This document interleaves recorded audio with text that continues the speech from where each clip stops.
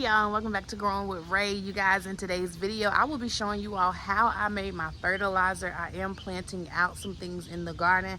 I want to show you guys that real quick and then we'll hop into that video. First and foremost, you guys, I changed my mind and my corn is going to be over here in these grow bags. You guys, I think it'll be really cool to see how they grow. And then on top of that, remember I was telling y'all I don't know exactly what the name of these flowers was. These are my cantabelles. These are my cantabelles, and I'm gonna try to make sure to get a picture of my packet and show y'all. Ain't they so cute? Ain't they so beautiful? They are really gorgeous. So these are something that you are supposed to start for the fall. I remember seeing that on the package, and you guys, these blooms are so stinking cute. So cute. So those are going to stay there. Another thing I did go ahead and do, you guys, this bed right here is full with poppies in the back and green beans, bells of Ireland in the middle, two dark dwarf purple echinaceas on the end, and then more green beans, you guys. I am so freaking excited. But I wanted to do this video because I got a question for y'all. So I was going to put this bed here, but let me show y'all. If you can't tell already, I'm not going to have any type of walking room for this. So I need y'all help on where I should put this bed. Because look, there's no space for me to walk back here. And I'm like, that's not anything good to sit here and even put that right there. And I don't have the space to walk. So what I was thinking was actually setting it right here along this end. And what I could do is I could have my tomatoes, y'all. Oh, I'm sorry, recording on my phone. But I could have this here in this area and have my tomatoes in the middle, and then on the ends I could put the melons and everything like that. Y'all let me know what y'all think. I need help. I'm gonna do y'all a panoramic view, and then we are getting into the video of fertilizing. Okay.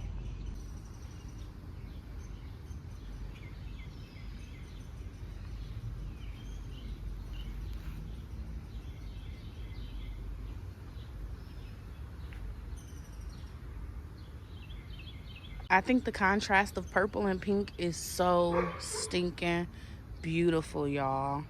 Also, I was thinking about putting my blackberry and raspberry in a bed and let it take over that bed. What y'all think? Just so that it'll free up those buckets. Also, because this blackberry is trying to come out of the container, and I know when I moved the raspberry, the roots are already at the bottom because I had a raspberry coming up in the place that it was at last year. So let me know what y'all think. Y'all, and welcome back to Growing with Ray.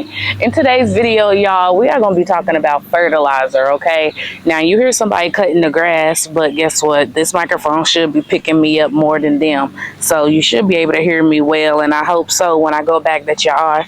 I don't know why I'm looking at my dog. He over here eating grass. Why do dogs eat grass, y'all? I don't know. But first and foremost, let's go ahead and get into why you should be using fertilizer on your plants.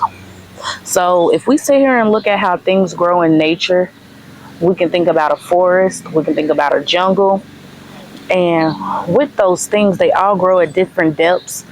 And in the wintertime, things die back in certain areas, and it brings good nutrients to the soil that helps to break down and feed the soil over time. With our crops, we are sitting here having crops that bear fruit, that bear bulbs, that just make flowers or grow greens, leaves, or anything like that. Their main purpose is survival, and the way of survival is by doing those things and potentially going to seed. We are disrupting them from going to seed, and on top of that, we disrupt them when we actually put them in the ground to use up the nutrients out of the soil, to then pull them up.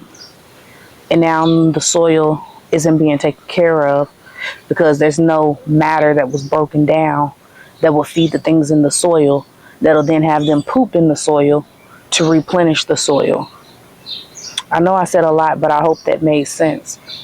What we need to do with regards to fertilizing, not only is it going to make good, vigorous plants for us, it's going to help to attract things in your soil. One thing you want to do, especially during off seasons, is to take care of your soil.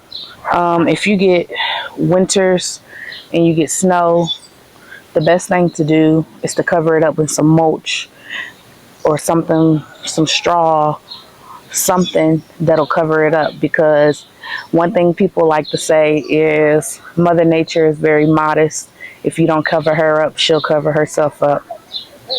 So with that, the biggest thing is your fertilizer will be able to start to diminish the use when you take care of your soil. But a lot of people are getting into gardening and not knowing how to take care of your soil, because if you have good soil, you'll then have good crops and you won't need to feed your soil. So why do we fertilize? Because our soil ain't as good as it could be. And sometimes it takes years upon years to develop a good soil. And with a lot of box stores, the things that are in soil, sometimes they're synthetic and sometimes they're organic.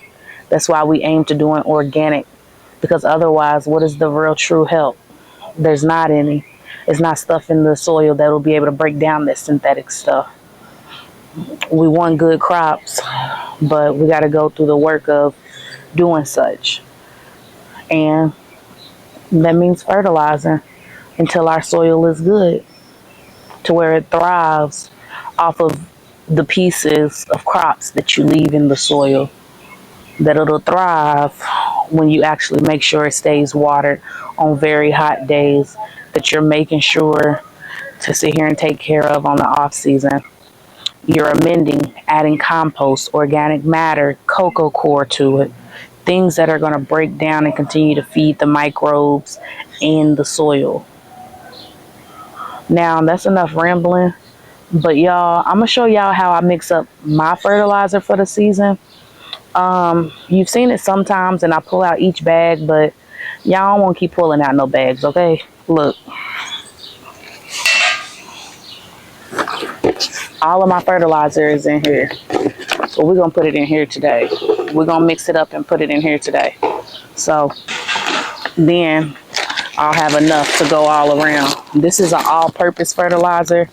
I'm sure each number then should be maybe like a 222 or a 333.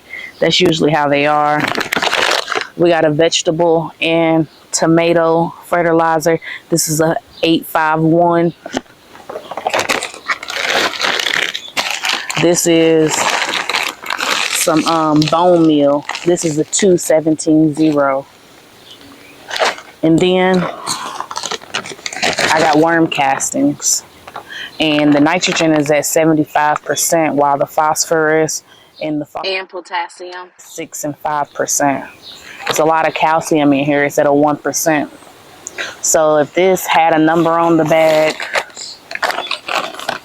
this would probably be like a 611. And really, I'm being generous with saying 6, because it's really like a 25 to 11. If we did it by 5s. This is just another worm castings that I have. I don't have any more blood meal, and that's high in nitrogen. And honestly, right now, they'll get enough with the other fertilizers, honestly. I did check on my garlics. They are starting to bulb, y'all. Today I need to pick some chamomile. We'll probably put that somewhere in the middle of the video. But I'm excited because my irises, my purple irises as well, y'all, they put in more seed pods on. What I learned is that they're best to go ahead, once the seed pods develop, they're best to go ahead and get planted right then and there versus drying them out. So I'm going to do that and get some more irises started for people. My blueberries, I think I need to water them. If I do, let me know. But I feel like I may need to water them, y'all. But let's get into the fertilizer. So I want to try to make a good all-around fertilizer. Bone meal is crushed up bones of different little animals that are then, I would say, basically cremated. and then mixed into a powder. That's one of the reasons they're so attractive for animals. Now, with this all-purpose fertilizer, I am assuming that this is a neutral fertilizer with like one number across the board. And I'm going to feel sad if it's not, because I don't really want to feed too much nitrogen to my plants. So we shall see. I'm trying to get this neutralized. And these are slow release fertilizers. Now, if you're wondering why I have these in these type of bags, it's because my dog got a hold of it. Like I said, he got a hold of a lot of them.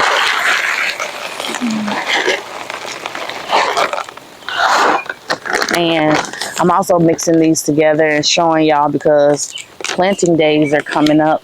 I know we did our brassicas and stuff like that, and we amended the beds. But for these other ones, because it's going to be my own soil mix I'll upload a video of that too. Before I put them in the beds, I'm going to show you how I mix up my soil. But with me doing it like that, I'm just going to be having this to be at the bottom of the plants. And then I'm also hoping with using this throughout the season, I'm going to be alternating this maybe once a month, and then alternating my fish emulsion bi-weekly. Now, don't hold me to it, because there be sometimes, y'all, I don't fertilize like I really could or should. I'm going to try to wait for this wind to blow before I lay this down, because I don't know if y'all can see the dust already, but it gets dusty.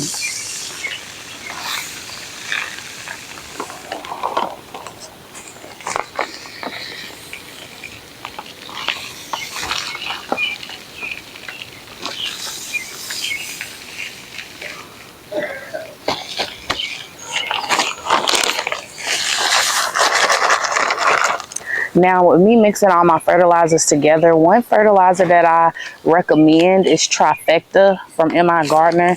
It's really good for your plants. And I mean, it's basically a good old mix of all of these. The only thing you're probably missing is probably the blood meal. And since I got all of these at the end of the season on like a sale, I'm not going to be buying it. But once I'm out of this, that's what I'm gonna be planning on using. I haven't tried James Prigione's JP's Secret something. I feel like it should be like JP's Secret Sauce, but I don't know. But what I do know is what's in here. The bone meal has a good phosphorus level. The tomato fertilizer in this all-purpose fertilizer, I'm sure has a great nitrogen level.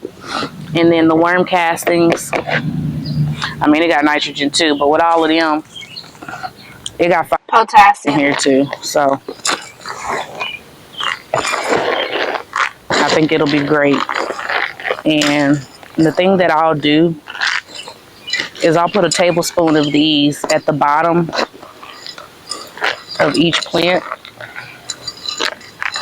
and do it like that. And I feel like this should last me the whole season, especially like when I'm top dressing them throughout the year, because I'm gonna just be doing a little sprinkle here, a little sunshine in my life type things.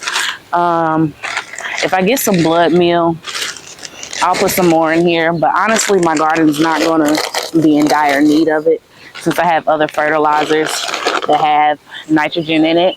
And the reason why I'm saying I'm looking to fertilize with this once a month is because a lot of the fertilizer that we just use are slow release fertilizers. They're not like water soluble the way that fish emulsion is, or the way some of those liquid fertilizers are.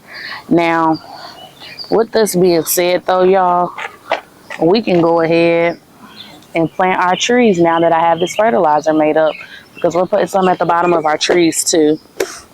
And this video will probably come out first, And then we'll do mixing my own soil, because you can make your own. I'm definitely doing that with my apple, with my trees in general, just because they got to get used to the native soil. So I'm going to need them to get a good mix, get a good grounding, and those will be good to go. Another thing is I did get a cutting from my sister. Y'all will see that video. We planted out her garden. We're going to go through the whole thing about it, y'all. I'm really excited to show y'all her gardening space, just to show you that you can garden in small areas. And like I said in that video, you will get updates of the garden. So yeah, I'm really excited about that. But thank you all, of course, for always sticking around and watching, you guys. And I hope you have a blessed day. Bye.